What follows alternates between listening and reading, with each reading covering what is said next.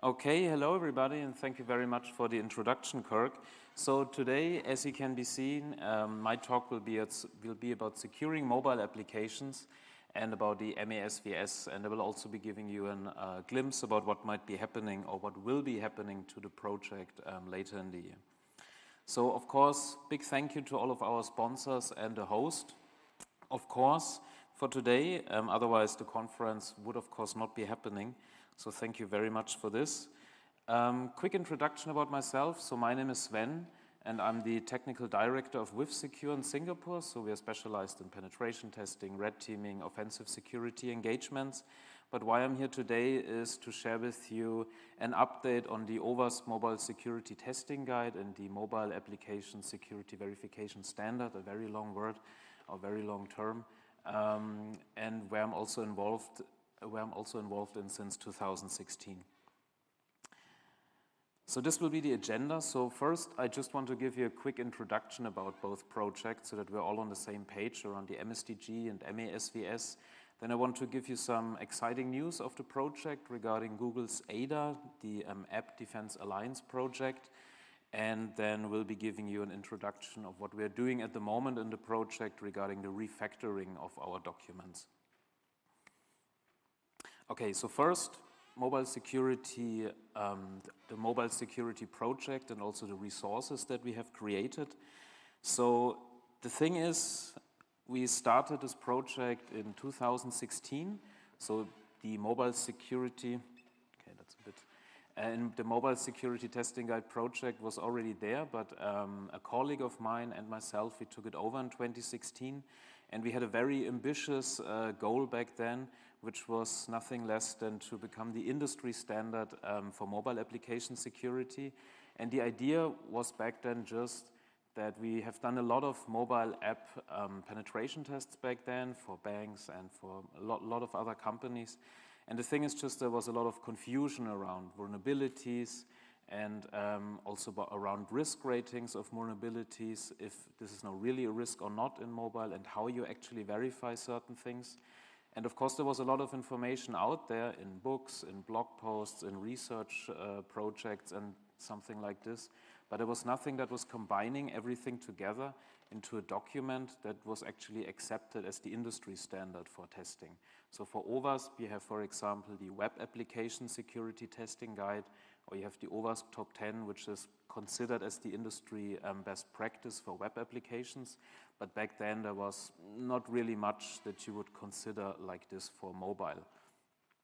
So therefore, we really wanted to become the source of truth for this, for developers, but also for pen testers, and put everything together. So our project has now 3 main deliverables. One is the MASVS. This is a document that outlines different requirements that are specifically for mobile apps. Then we have the Mobile Security Testing Guide, which is the cookbook for mobile security testing, you could say. And then our shiny Excel sheet, which you can see on the right side, that is combining both projects and is helping you in order to structure then also testing, but also helping developers to have a proper baseline for implementing security requirements. So let me go through each one of them just to explain it a little bit further. So the MASVS is a standard that defines security requirements only for mobile applications. So this means we're really intending to have this industry standard that pen testers can test against, but also to give a baseline to developers so that they are really aware of what kind of security requirements they should consider. Obviously, developers will be swarmed with a lot of different functional requirements of what kind of function the app should have, but usually security requirements are neglected and not really a priority, and if nobody's communicating to them, then obviously the mobile app might be insecure from the start. So therefore, we wanted to have this document that is really summarizing everything, or at least the most important security requirements to really have a baseline in that regard. One of the things is also to ensure consistency, because when you have a document that is summarizing the requirements, then only then you will have the consistency of applying these kind of requirements, because usually this might be the input for policies that are applied in big enterprises, so that they have the MASVS as an input to outline their policy on what kind of requirements the development team should be focusing on or not. You can see we have 8 different categories. So this is covering many different things, like, for example, data at rest, what kind of data is being stored within the app, data in transit, meaning what kind of data is being sent to the API and back. And in total, it's a bit over 80 different requirements. Maybe one thing to mention, which we are also really proud of, is that the document is written in English, but we have a quite nice community that was translating the document into 12 different other languages. So this means we have languages, we have covered almost all major languages now. If you are a non-English native speaker like me, there's even a German version of it, even Chinese. We have traditional Chinese, simplified Chinese, Korean, Japanese, French, even Hindi. So we have a lot of translations available, which is really, really great, and which we're also really grateful for the whole community that was doing this effort. So this is an example, and this is also already a part of the checklist. So you can see we have here some requirements. So these are 8 requirements from the data storage category. In total, there are 15 requirements. Unfortunately, my screen is not long enough. So we only have the first 8 here, just to give you an idea of how it looks like. And there are a lot of different requirements, of course. To give an example, in RAW 3, there's the MSTG storage 3. So every requirement has one unique ID. And then we have the requirement itself. For number 3, it would be no sensitive data is written to application logs. No-brainer, of course, right? Because we never want to write passwords or anything else into logs that might be easily be able to retrieved by an attacker or somebody that is analyzing a mobile app. Then in the next column, L1 and L2, where we have a bit of color with green, L1 means that this requirement we are considering as something that is necessary for all different applications. So therefore, there might be a difference then to level 2, because level 2 is something we are considering only for applications that need more security. So for example, mobile apps that have financial transactions, maybe apps that store health data, insurance data, all these kind of things we are considering for something that is more level 2, because this has additional security requirements. This might be also a little bit harder to implement, so therefore it might not be applicable to really do this for every app. But level 1 is something we consider for every app out there. If you have a mobile app, you really should fulfill level 1 in order to have a baseline in terms of security. And you can see on the right side the column with Android and iOS. This is a link to the specific test case of how you can verify this requirement now on Android and also on iOS. So what is now the MSTG? So the MSTG is a very comprehensive manual. And when I say comprehensive, I mean like a phone book thick. If you still remember old phone books, the MSTG, if you would print it, it's roughly 800 pages at the moment. So therefore, it's also nothing that you should be reading end to end. I wouldn't recommend this. It's really something, if you have a specific test case, if we stick with the example of you want to analyze the log files, then you can very easily just reference to it, go to the Android or iOS part, and then you will get a very detailed technical explanation of how you can verify if there might be sensitive information in log files on an Android app or on an iOS app. The structure of a test case in the MSTG is always the same. We always have an overview. Overview means we are explaining the topic around it in a bit more detail. Then there is the static test case, meaning there we might be providing some keywords that you can use for static analysis when you have access to the source code. Usually the best practice is also part of this static testing section. And then we have the dynamic analysis part, which is then, of course, usually being done by or used by penetration testers. So when they have an app, an iOS app or Android app running on their device, which is then dynamic testing, then we have very detailed summarized of what the pen tester should be doing to really verify this test case. And if it's now failing or if it's actually passing, and if this is now an issue or vulnerability or not, that should be raised. Okay, so where can I get it? The whole project was being migrated to GitHub already 5 years back, I think. Originally, it was a Google Doc document, which was horrible to maintain. So we decided to move to GitHub for obvious reasons. And everything, the whole document is written in Markdown. And what we did is we have 2 repos, one for the mobile testing guide and one for the MASVS. And we chained it also with Gitbook, so meaning whenever we do a commit or pull request into our repos, it will be automatically synced via Gitbook. So we always have a nice version, a nice web version that you can read. We also have other formats like PDF and docs, so everything will always be created when we are doing our releases.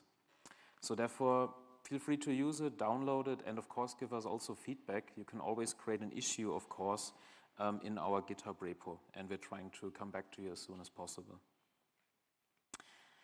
Okay, so that's quite exciting, to be honest, because Google's ADA, that's the so-called App Defense Alliance that was being founded by Google. This is really super cool. So maybe just one question first, and maybe you can raise your hand. How often have you ever read the privacy agreement that you're agreeing to when you're installing and downloading an app? Okay, I see half a hand. Oh, 1.5. Okay. So I never read it, of course. Nobody has time for this. It's already too much to put in the third time your password if your Touch ID or Face ID is not working. So anyway, the thing is that it's way too complicated in terms of privacy because we have no idea what kind of data is actually being assessed from us, right? So what Apple was trying to do in order to solve this problem is the privacy nutrition labels, which you can see on the left side, and to have a little bit of an abstraction in it. So there's, of course, still the very fancy, wordy privacy laws, or not laws, but the privacy policies around it. But Apple is trying to give you more transparency by simply telling you what kind of data of you might be used to track you, what kind of data might be used to link something to you. So at least it shows you now what kind of data is being generated or being assessed about you, which is definitely a push into the right direction. Then if Apple is doing it, of course, Google would also need to do something similar because it's definitely helpful, right? So Google was now creating the so-called data safety labels, which is the same thing. So you have now quite good understanding for every app what kind of data is being generated, being produced from you, and it gives you simply more transparency. The thing is that Google is not even going one step further because what you can see here is basically what a developer is filling out. Of course, we were trusting them, but at the end of the day, it's nothing that is really verified, but it's a good step into the right direction. But Google or Android is not even going one step further, and they have created this App Defense Alliance.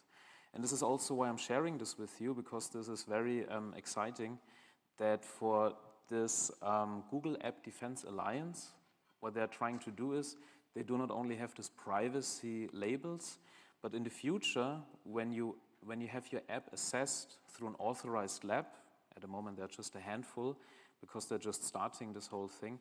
But if your app is being assessed through an authorized lab, you get a shiny badge that you can see on the right side in the Play Store. And the whole App Defense Alliance is based on the MASVS and MSTG, which is huge and a great success for the project, because this means that every app in the Google Play Store, it is now highly suggested by Google to really do a security test and ideally do it through an authorized lab, and then you can show to the world that you did an independent security assessment. So therefore, this is really, really amazing. Okay, let me share with you a little bit around the refactoring process that we're doing at the moment. So you've already seen that we have 8 different categories in the MASVS, network and authentication, storage, a lot of things. And there was not much change. So since we started it in 2016, we added a few requirements, we removed a few requirements, but at the end of the day, there was no major change around it. And we realized in the last 2 years that we should actually be doing a refactoring, because we could experience that we're getting feedback that some requirements actually have room for interpretation. which is not good for a standard, because this simply means that a requirement is not well articulated. So therefore, we were going through every requirement and all the categories. Also want to say thank you at this point to Jeroen Beckers, who was a really big help in order to go through all of this, and also to all volunteers that were supporting for this. And how we did it is we made one big mind map with all the categories. Every category had its requirements, and we were assessing each one of them. Meaning, does this requirement really still make sense? Do we need to reword it? Do we need to split it? Do we need to merge it with another requirement? So we really wanted to redo the whole thing and see what makes sense and what not. On the right side, you can see the outcome of this. So just one thing, the 8 categories that you can see, the ones that are in blue, these are already refactored at the moment. The one that is green, the authentication, this is one that is we have published at the moment, and we're just trying to collect feedback. And the other 2 that are in light blue below, these are the ones that still need to be refactored. So for the whole process, we want to be as transparent as possible. So how we did it is that we were making a draft that we think makes sense. Then we are simply releasing it for 30 days in this Google Sheet that you can see on the right side. And then we're very transparent into, this was the original requirement, this is the proposed new requirement, or that we want to remove a requirement, and then we are also noting down our reasoning why we actually think this makes sense to remove it or merge it or whatever. And then we simply want to collect feedback if this makes sense or not. And this is how we go through each of these different categories. So this is just, again, the process in a bit more detail. So we are using Github Discussion. So this is where we publish everything. There you will get all the information around it. Yeah, let's skip this. And in GitHub Discussions, we have then the draft of the requirements, a link to the Google Sheet, and then everybody can simply explore this, and it's usually open for 30 days. I think the authentication category is still open till end of this month, in case you have any feedback and want to have a look at that.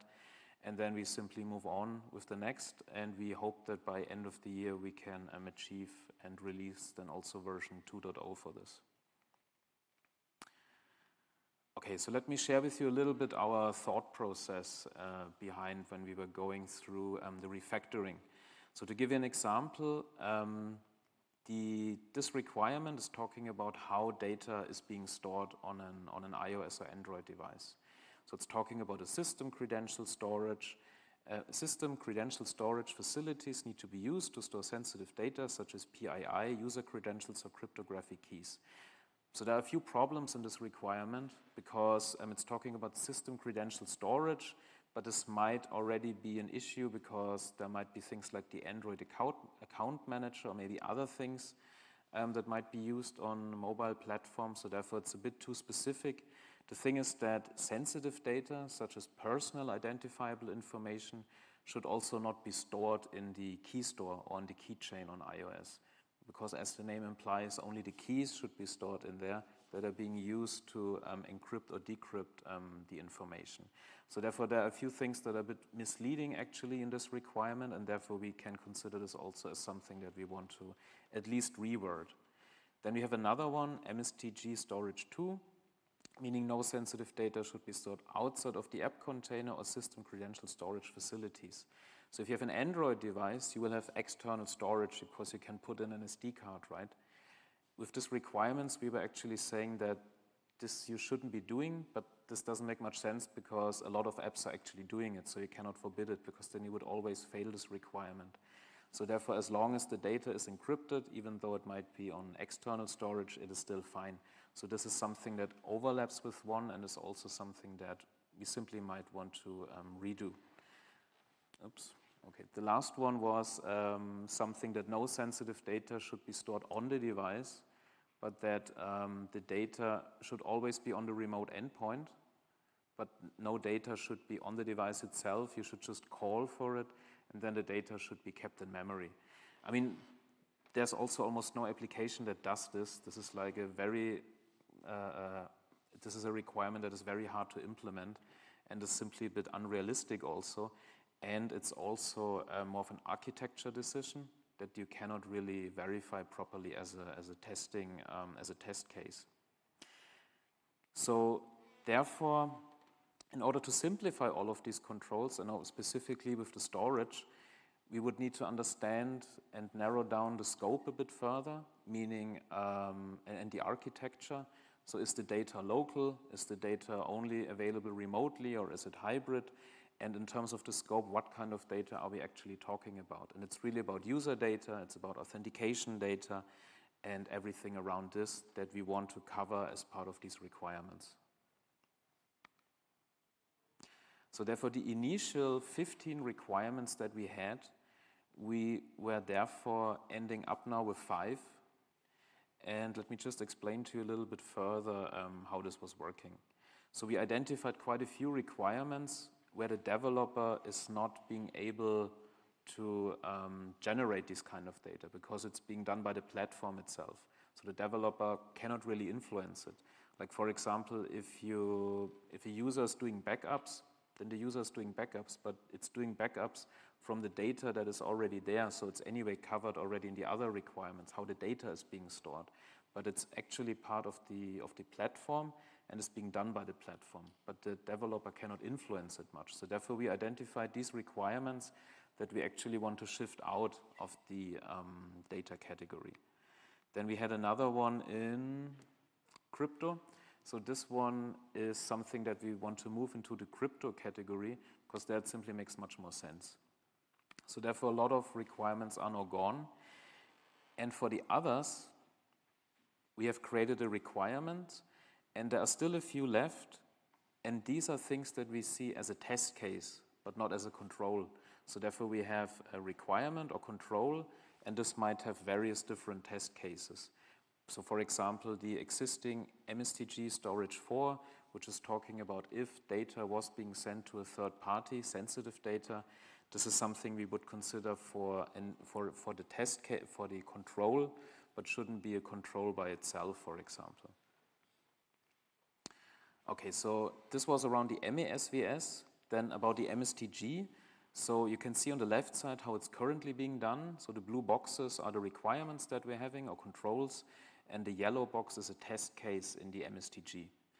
You can already see that it's an issue because the test case is already covering 2 different requirements, and this test case is also really, really long, and it's really, really complex. So therefore, it's not easy to digest and go through it. So therefore, it simply makes sense to break this down into various different test cases. We called it for now atomic tests, so that they're just encapsulated, much easier to understand, also with the intention in mind that at the end of the day, these kind of test cases should be automated. And the smaller you have these test cases, the easier it might be in the future for somebody to write any semgrep rules or regex or whatever that might then be part of a pipeline in order to check easily these tests in the source code. So this was the whole intention of really breaking down also the tests that we currently have into much smaller test cases that would be covering then one requirement. So this is then the overview around how this might look like. So we have then our controls, the test cases, and then also the different key areas, which would be across data addressed, data in use, and then of course all data when it comes to the data privacy, which will also become most likely a new category in the MASVS and MSTG. Okay, and we are already done with my talk and the overview around the MASVS and MSTG. So if you have any questions, just let me know. You can always reach out to either myself or also Carlos, who is the other project lead. He's actually based in Berlin. So yeah, if there's anything else, please let me know. Create an issue also in GitHub. We are also on OWASP Slack. Always happy to chat and talk about our project. So thanks for your attention.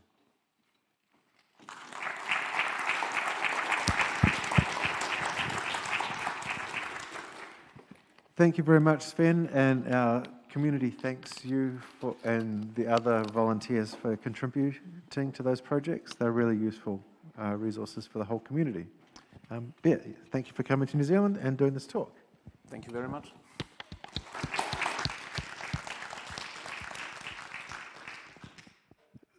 Cool. So we will.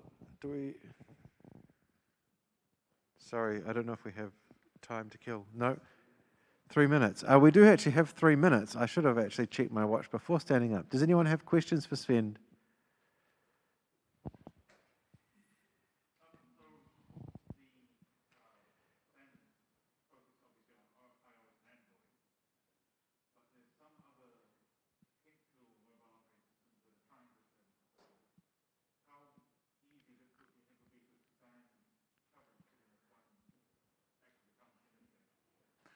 Okay, I mean, I think I'll just repeat the question for the yeah, live stream. Yeah, so the question was asking if other mobile operating systems, apart from Android and iOS, become common, how easy would it be to add them to the standard?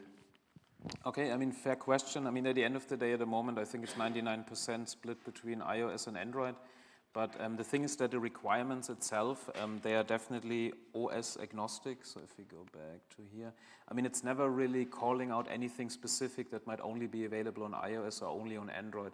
So this was originally the idea to really keep it OS agnostic, so that whatever is a requirement will always be applicable to iOS and Android and any other mobile operating system that might come around the corner, whenever that might be. So if you look at in the green box, sensitive data stored in encrypted form. That's of course very generic and will always be applicable to everything. So therefore there's no specifics around any platform. We really try hard to avoid that, because otherwise the requirement wouldn't be useful. Cool, any other questions? Okay, this time clap again for you. Thanks very much, Sven. Okay, thank you.